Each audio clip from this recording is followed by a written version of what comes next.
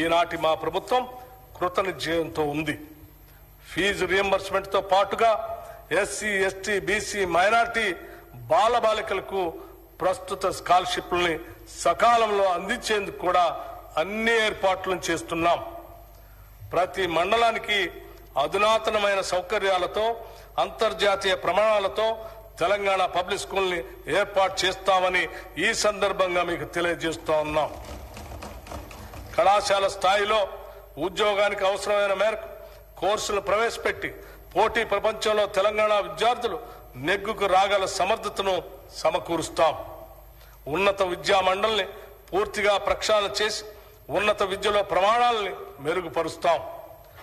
Pilot ప్రతిపాదికన Telangana public schools ఏర్పాటుకు ఈ బడ్జెట్లో 500 కోట్ల రూపాయలు ప్రతిపాదిస్తున్నాం.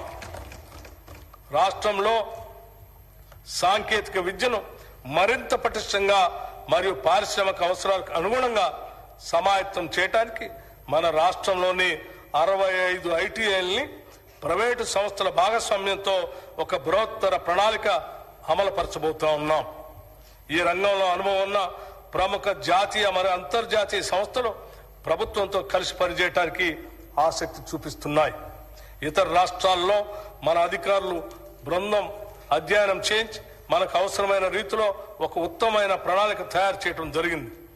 దీనిలో భాగంగా రాష్ట్రంలోని అన్ని ప్రభుత్వ ఐటీఐలకి కొత్త సాంకేతిక పరికరాలు అందించడం, వాటిని ఉపయోగించుకునేందుకు అవసరమైన శిక్షణను కొత్త కోర్సుల రూపంలో అందిస్తాం. ఈ ఐటీఐల్లో అదనంగా సీట్లు పెంచి ఎక్కువ మంది విద్యార్థులకి శిక్షణ అందిస్తాం.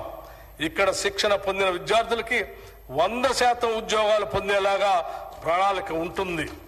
ఈ పథకానికి మంత్రివర్గ